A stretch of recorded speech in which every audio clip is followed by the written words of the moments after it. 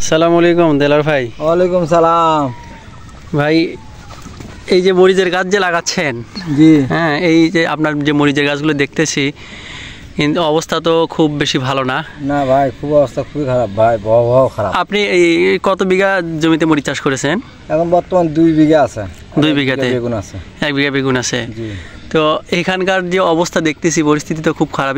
এই জমিগুলো কি আসলে মানে এত নিচু হওয়ার কারণেই পানিতে ডুবে যাচ্ছে নাকি? জি জি জি। কয়বার ডুবছে এই জমি? 2বার ডুবছে ভাই। 2বার ডুবছে অলরেডি। 2বার আপনার জমি ডুবে গেছে, তাহলে মরিচের গাছ তো ভালো থাকার কথা না। না ভাই, সেজন্যই তো অবস্থা। ভালো থাকলে তো মরিচ না ডুবলে গাছের মরিচ তোলা গেল না। তোলা হয়ে গেল না। জি। আপনার ওই পাশে শুনলাম আরো একটা জমি একদম মানে মরিচের গাছ পুরোটাই নষ্ট হয়ে গেছে। হ্যাঁ হ্যাঁ, ওটা মরিচ ধরে আছিল। ধরা মরিচই ডুবে একদম ডুবে গেছে। জি। তো এই যে মরিচ আপনাদের এলাকায় আমি দেখতেছি প্রায় জমি এই অবস্থা, মানে গাছ একদম দুর্বল। হ্যাঁ। জি। আর গাছ নষ্ট হয়ে যাচ্ছে, গাছ মারা যাচ্ছে, গাছ ফুলে যাচ্ছে। যে দেখেন মাটির অবস্থা কি, মাটি একদম শক্ত হয়ে গেছে।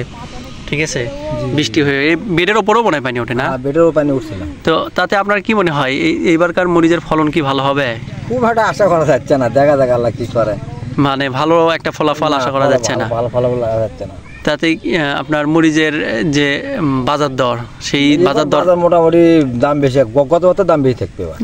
দাম বেশি থাকবে? গত বছর দাম বেশি থাকবে আল্লাহ, কারণ সব জায়গাতেই কিন্তু সব জায়গাতে একই অবস্থা। আমি এই যে আপনাদের এই ট্যাঙ্গামাগুর তো দেখলাম, তারপরে গয়নাকড়ি, দাড়িগাছ, এগুলো সবগুলো ওদের জমির অবস্থা তো আরো ডুবে গেছে। ওরা বলতেছে 3-4 বার করে ভাই এগুলো পানি নিচে পড়ে গেছে। মানে যখন বৃষ্টি হয় নাকি গাছের উপর দিয়ে পানি উঠে যায়। আবার সেই পানি এই যে এইভাবে মেশিনে যে দেখি প্রত্যেকটা জমিতে কিন্তু মেশিন সেট করা আছে। প্রত্যেকটা জমিতে কানি মেশিন সেট করা।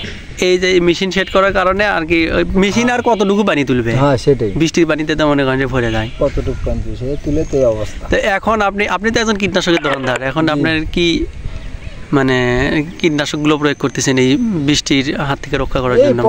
কার্বনডাজিম, আপনার লাঠি বগর ওষুধ, এগুলো এখন মারতেছি।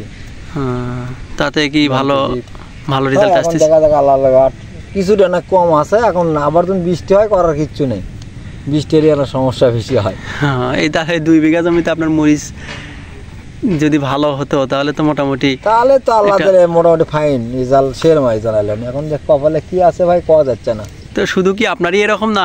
না, আশেপাশে সবলি ধরো 70-80 বিঘা জমি একই অবস্থা। 70-80 বিঘা জমি একই অবস্থা। গত বছর তো এই সময় আপনাদের মরিচ একদম ফুল ফল চলে আসছিল। ফুল এখন বেচছি কত এই টাইমে। অথচ এই সময় দেখেন কি গাছের কি কোয়ালিটি। সবার কিন্তু এই অবস্থা, কারো গাছ একদম ডুবে গেছে পানির নিচে, আবার নতুন করে লাগাচ্ছে।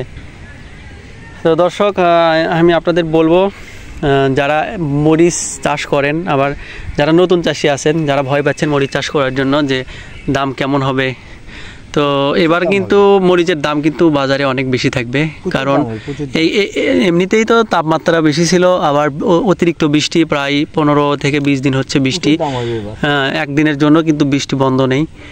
তো এই মুহূর্তে যারা মরিচ চাষ করতে ইচ্ছুক বা মরিচ চাষ করতে চাচ্ছেন, আপনারা মানে নির্ভয়ে মরিচ চাষ করতে পারেন, কারণ মরিচের দাম কিন্তু বেশি থাকবে।